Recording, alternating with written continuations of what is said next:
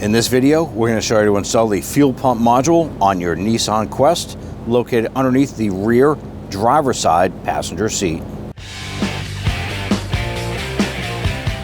Let's go ahead and disconnect our ground terminal. Using a 10mm socket, loosen that nut, wiggle the terminal, and slide it off. With the side doors open, we want to access our sill panel here. We're going to reach underneath the edge and gently pull up. We're going to dislodge the plastic retainers holding this in place. And just work your way all the way down until we can get this panel off.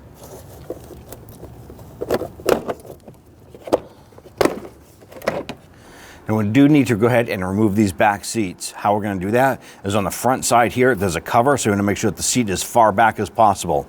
I'm going to use a trim tool and just come underneath here. And you want to pop up this cover.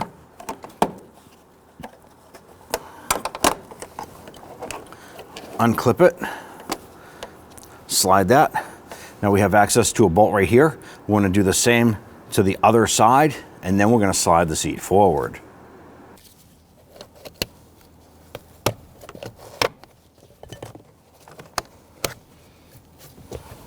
Now on these trim panels here on the front portions of the seat, there's going to be trim buttons.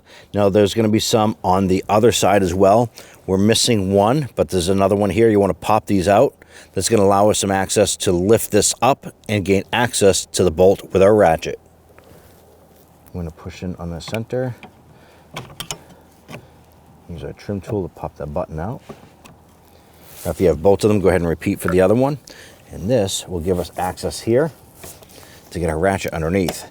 Now we're using our 16mm socket on our ratchet.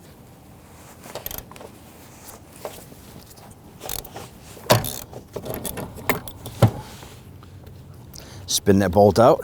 Once we get this one out, we're going to remove the bolt on the outside rail.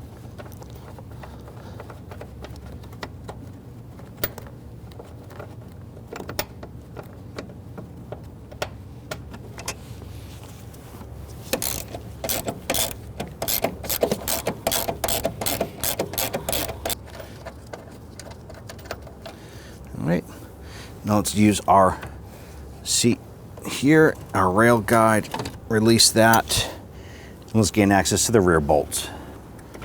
Go ahead and fold your seat.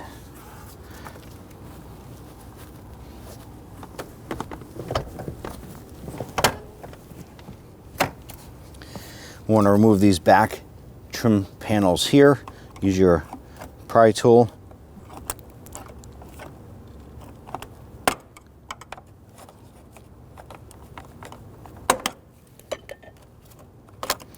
Pop your cover off, giving us access to this bolt. We're going to repeat for the other side.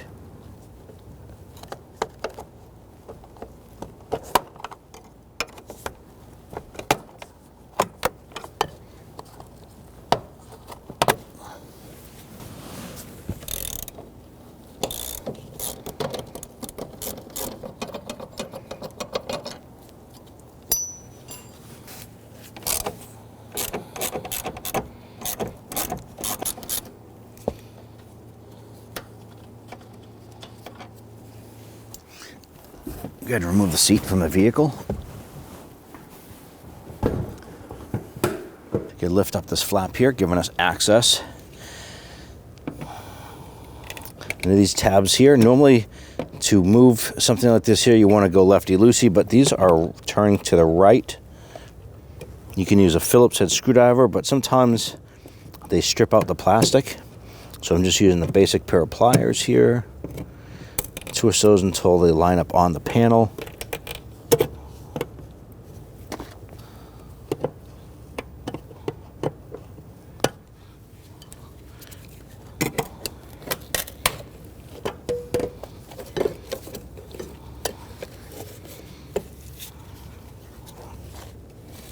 And you can see here we have our electrical connector and we have two fuel lines here. One's a main pump line, the other one's a return. But you can also see the whole top here is covered in all kinds of sand and debris. Never try and attempt to remove this here. If you have this kind of debris, use a vacuum, air gun, something like that to clean this up before we access that trim ring. So we're going to clean this up and we'll come on back. We're able to clean up some of this here, but we need to really get in around these connectors. I'm going to spray this down with some solvent to get rid of a bunch of this garbage. And we need to disconnect that connector. You want to press down on the back side here and slide this off like so. We can pull that cover back. Now we can use a bristle brush and clean this up and vacuum up the rest of this debris that is stuck in here. Now that we have this all cleaned up, we need to disconnect our 2 lines here. Now there might be a little bit of fuel pressure left in this here. So we're going to use some rags. And you're going to pinch here. I'm going to push inward a little bit. Pinch. And then we want to slide this line off.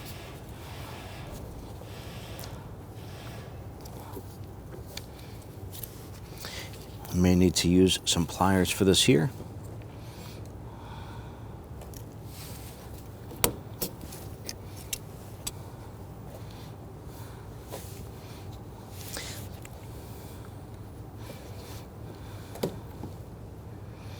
There'll be a little bit of fuel left in that line.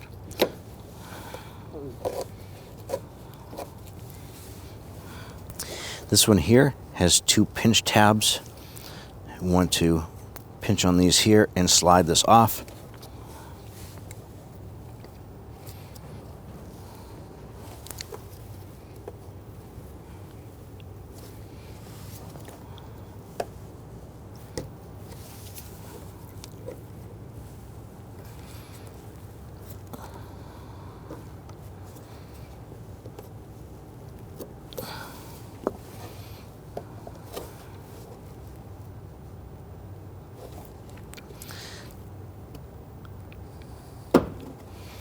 There we go.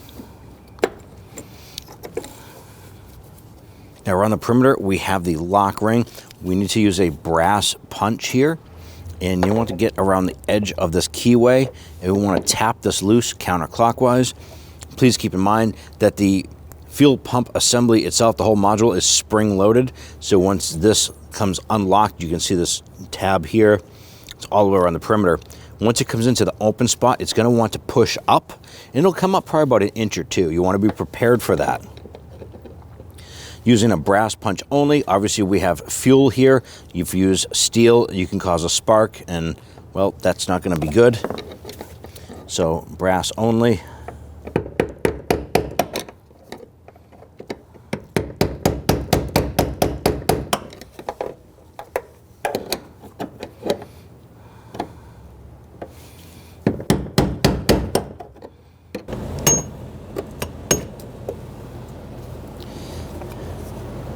Now we have the lock ring free. I'm going to move our lines back. We can remove the lock ring itself. Make sure you're working in a well-ventilated area when performing a job like this. Go ahead and set that lock ring aside. Now you want to go ahead and have a bucket of some sort set up to go ahead and pull this up and set it into.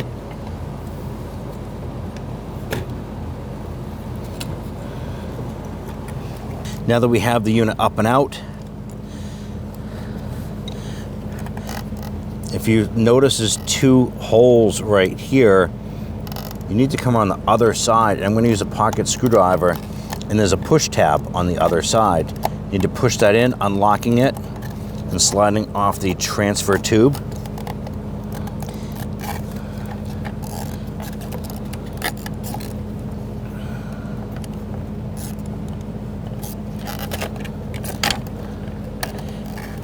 You might drop that down inside the tank. It's not that critical. You can go get it afterwards. Lift that up and put it into your container. Remove the fuel pump O-ring and put that in the container.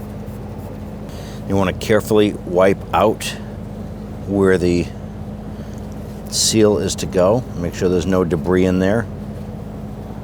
Try not to wipe anything into the tank as well.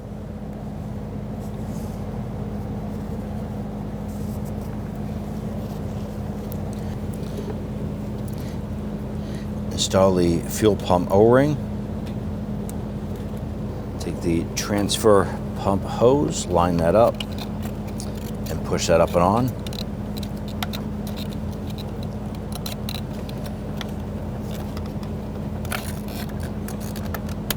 You're gonna feel it and hear it snap into place. Get your float down inside the tank first, and then you can pivot the pump module down inside.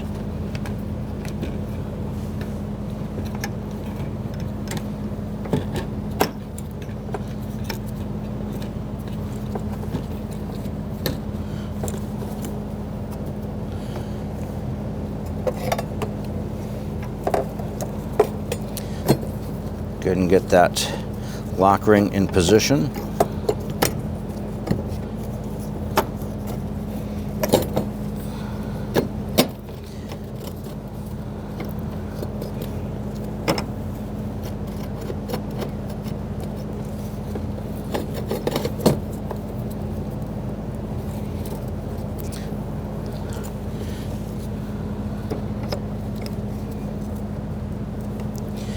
Now we can use our brass punch to go ahead and tap this back around and securing that in place.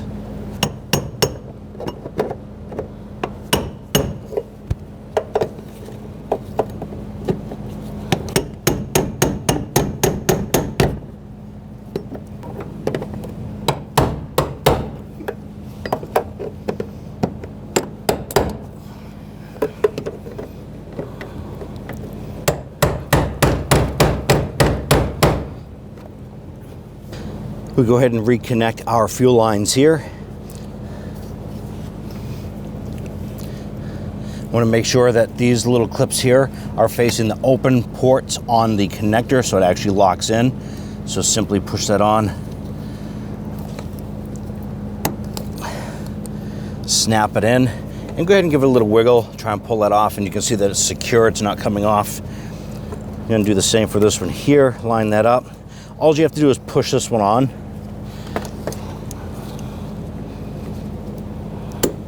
There it is, nice and secure. I'm going to give this one last spray down with some spray solvent to clean it up, and then we'll install our cover. Install your electrical connector.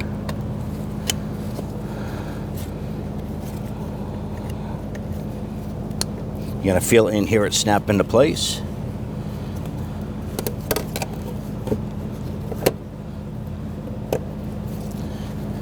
Turn these counterclockwise, quarter turn, and secure this.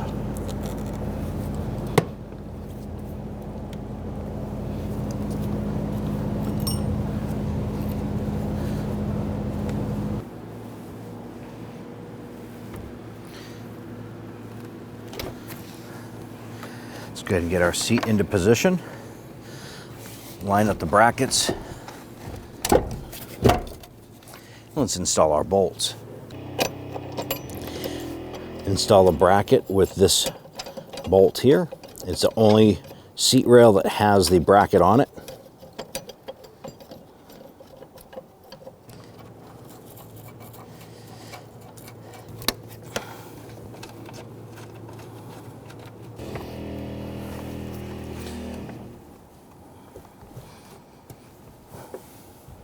Might have to wiggle the seat around just a little bit to make sure you get that bolt started. Now that we have all 4 bolts started, we can go ahead and start to snug them down. Now you want to make sure these are good and tight.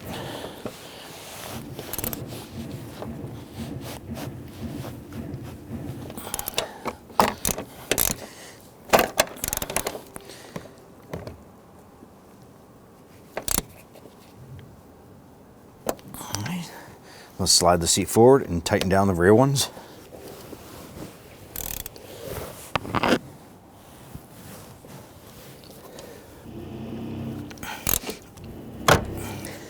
Now we can install our plastic trim covers. Install your cover. There's 2 little tabs here, and then there's a rear one and a couple little ones on the side.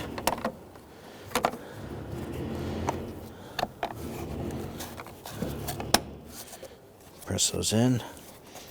Let's go ahead and repeat for the inboard one.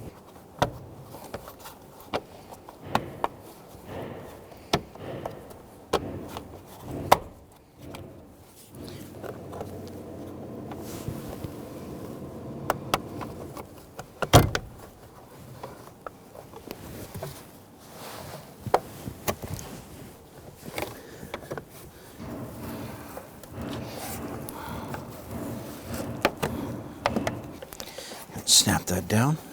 At this point here, you want to install your trim buttons here.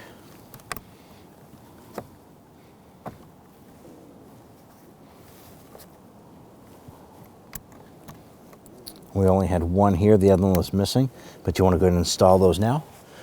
At that point there, we'll go ahead and install our sill panel. When installing your sill panel here, you want to make sure that you have all of your plastic buttons installed. Then you can go ahead and flip this over.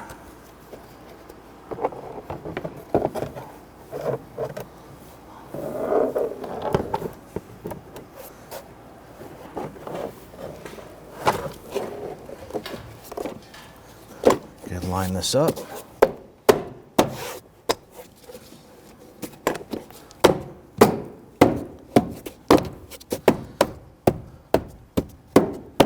Snap in all of your plastic buttons.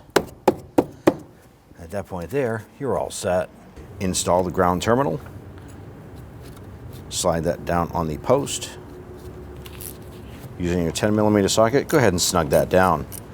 Once it bottoms out, just give it a little bit more. Make sure it's good and snug. Give that post a little wiggle. We're good and secure. When only the best will do, demand TRQ. The only company that lets you view before you do. TRQ is committed to offering the highest quality aftermarket auto parts that are engineered for peace of mind. Thanks for using and viewing with TRQ.